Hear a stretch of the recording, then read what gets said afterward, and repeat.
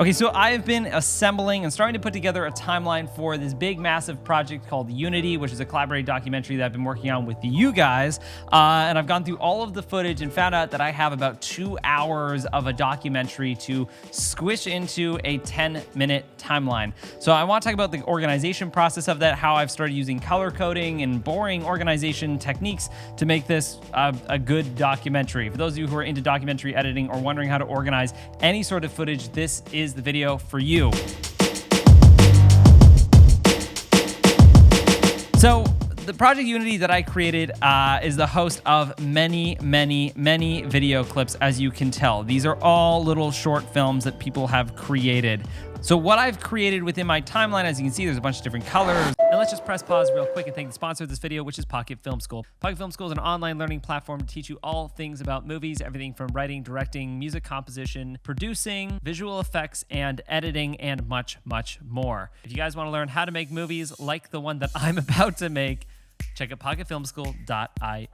What is all this craziness? It's actually relatively simple to digest, but the best way to look at it is actually through my notes section. So while going through all of the footage for the documentary, what I found was that there were common themes throughout the footage. So what I did was I created in my notes section the common themes that were throughout this. So for example, there was categories with subcategories. So I found that common themes were people inside their houses, so like a day in the life section. There was people inside their kitchen, play, things like fun, active, whatever. And then there was a talk to camera section. Within each of those sections, there was subsections. So drinking coffee, sitting on the couch, like there was like a montage a lot of people did, waking up in bed, working out.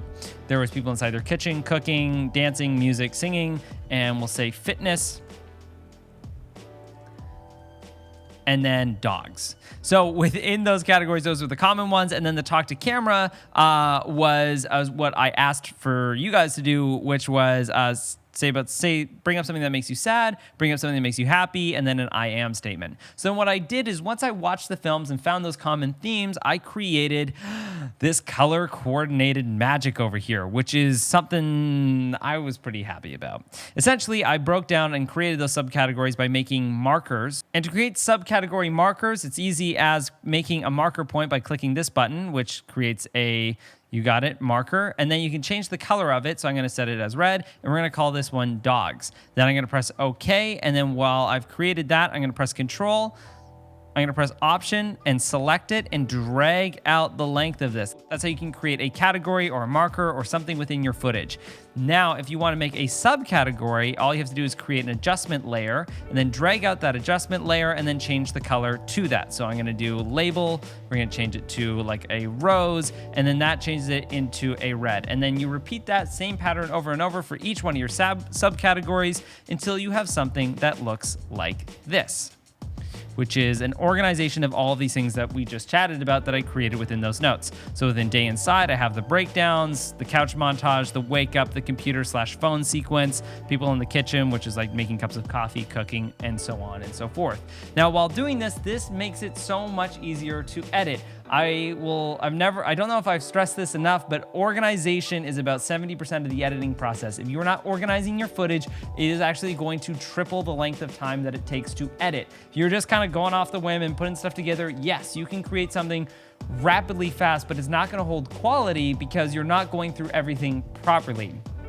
It's the same as having an organized room. Your room functions way faster and way more efficiently in the long term if you know where everything is and everything has its place, as opposed to it just being all over the place.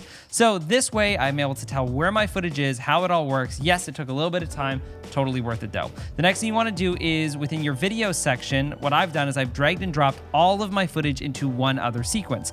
So that is 2 hours of footage. You're like, oh my God, this is ridiculous. Yes, it is.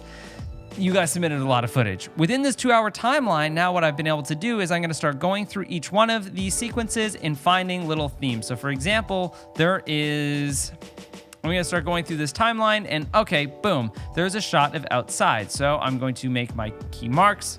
Boom. Now, here's the issue. I have to kind of be bouncing back and forth between these timelines. No bueno. If you're doing that, you're wasting time. How you can speed up this process relatively fast, which I'm sure you've seen me do this before, is you take your assembly timeline, which I call my cherry-picked sequence, drag it to the bottom of your window, and then you'll be able to create 2 different sequences.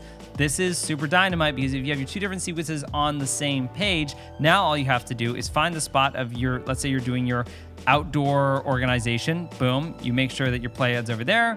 Then you're gonna drag and drop that over to where this playhead is. Boom, now my outdoor footage is now put into this subsection, walking plus outdoor, and I've got my first section of footage within that sequence. Then I'm just gonna repeat this over and over and over again with every single sequence. So just for fun, let's go through one more just to kind of show you guys the breakdown. This one is this gentleman singing. So we're gonna make the in and out points of this guy singing. Boom, Mike, great job singing. Then I'm gonna find my singing section within this timeline, pow, throw it in, and now we already have it within the singing section. And I'm just gonna repeat this over and over and over again so that I have all of my footage organized into this second sort of cherry-picked sequence, and this is going to help, I think, speed up my entire editing process immensely.